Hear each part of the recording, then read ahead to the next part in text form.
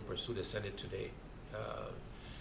One is the Senate agenda is set primarily by the President pro tem, similarly in the House by the Speaker.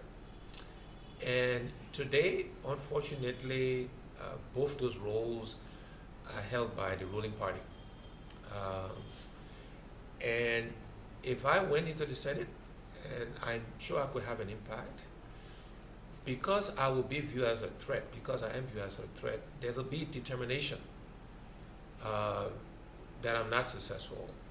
I believe there will be determination that bills are proposed and stuff that will not see the light of day. That's one of the reasons why I'm not sure if that would be a good use of my time, given what is the reality. We just got to be real here, but the situation we're faced with today.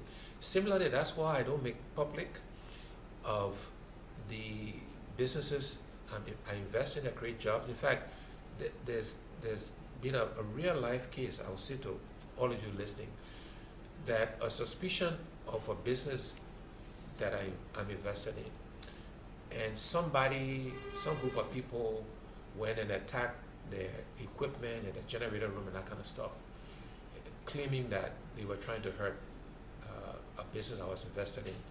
And of course, they're hurting people's jobs, and we got partners in there, et cetera, et cetera. So that's what I'm saying. If I went to the Senate, there will be determination, because I'll be viewed as a threat to make sure that there's not success and things we want to do. The second reason why is also real for me is a fact that politics anywhere in the world requires resources, right? And if I went into the Senate, I would want to play by the rules. I would want no conflict of interest. I would want to be doing no sort of business, or I do consultancy now because of my experience. As a senator in Liberia, there's a certain code of conduct I want to follow that will preclude me from doing these things, that will dry up sources of income, legitimate sources of income I have today. And so given the fact that I think progress I would try to make will be fought,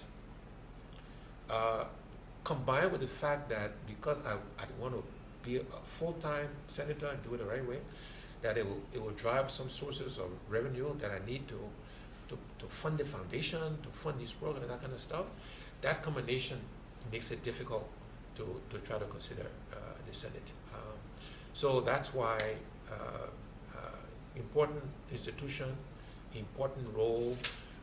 I want to encourage good people to get into the Senate. That's why I'm encouraging Tawongbe in Nimba. That's why I'm encouraging Ambassador Solontaire in Bong, and we'll identify candidates in all 15 counties to run, because I understand the importance of that institution. For those two reasons, it doesn't make sense for me at this point in time. Okay.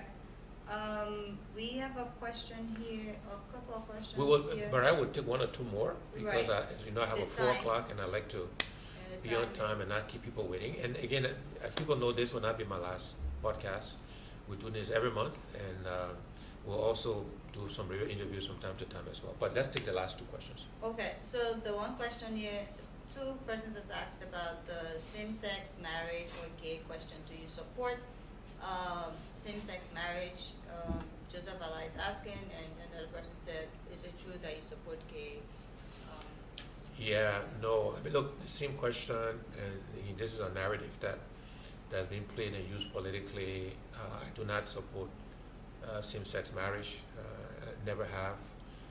As a Christian married man, that's not a lifestyle I support, and that is not a lifestyle the Liberian people generally support. I often say to people as well that, that is not a priority for most Liberians today.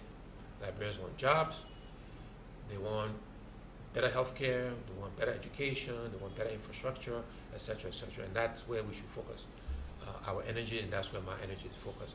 But to answer the question directly, and I have, that is not a lifestyle I support. And the last question I guess would take so you conclude is, what is your position on dual citizenship? We've had 3 of those questions. Yeah, I support dual citizenship. If you look around the world, most countries, or let me say many, because I have not done empirical work. I think most, but many, even if not most, allow dual citizenships. And let me give you some of the practical reasons why. I think I was talking to a Nigerian friend and colleague. Nigeria has had dual citizenship for over 20 years or more. And he said at the time when the debate came, there was a very practical answer to why it made sense. They said, look, how come we're willing to pay a non-Nigerian expat, in quotes, American or European, whatever, to come and do stuff for us, who got the technical expertise, but we're not willing to pay another Nigerian because he or she has a different passport, and not willing to accept them, the Nigerians, their parents were, etc., etc. And from that very practical perspective, that says, dual citizenship makes sense. Citizenship cannot be denied, cannot be taken away once earned. So I do that. But I also agree that we should put some restrictions. And so I think Kenya has done something similar, Ghana, the rules are not the same, but they've said, look, if you want to be president, vice president, you want to be chief justice, there's certain roles, I think you have to have only one passport. Because you cannot be in those high policy making roles and have the opportunity to escape bad decisions you make, bad policies you make. You have to be, compelled to live with the consequences of decisions you make on behalf of other people. So if you're in a policy making role and decisions you make affect thousands and millions of people, you can have an out. If it doesn't work, I can run away, right? That if it doesn't work, I gotta live with the consequences of this. I think that influences the decisions you make. I think we should be careful not to put too many more restrictions on that, because again, like at the assistant minister level, that's where the technical work needs to be done. That's where you need the technical expertise. And at that level, I think we should be flexible with this dual citizenship thing. But long answer, I think it makes sense. I think we should do it. I think we look across Africa, most countries in our continent and across the world allow it because they're benefit. Now, there's some reasons why, by the way, to be fair, why many Liberians are not supportive. Because they've seen the behaviors, unfortunately, of a few diaspora Liberians who've come home, done bad things, stolen, and they can leave and no consequences, right? I mean, of course, Liberians in Liberia with only one passport steal and do bad things, there are no consequences either.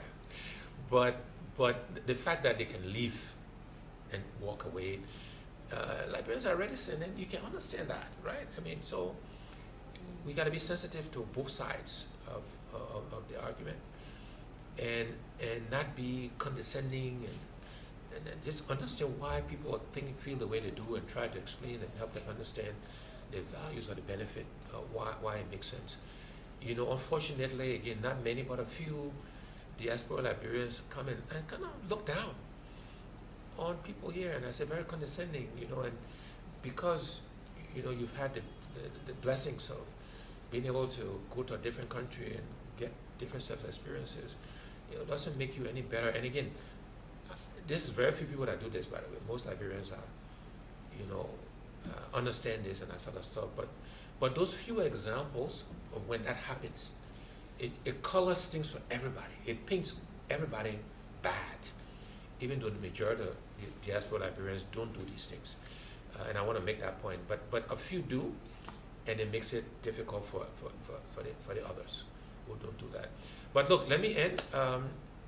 It's a little after 4. As I said, I have somebody actually waiting.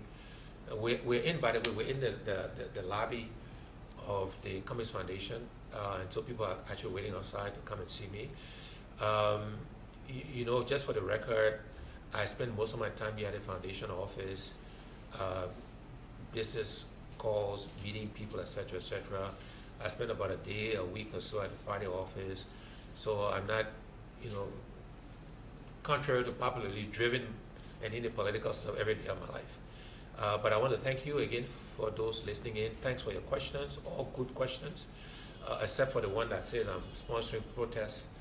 You know, that really pisses me off, and it shows a lot of ignorance. But all good questions, all challenging questions, and I welcome your questions, comments, and suggestions. I thank you very much, and I look forward to having this discussion in the next 30 days. God bless you, and God bless Liberia. Thank you very much.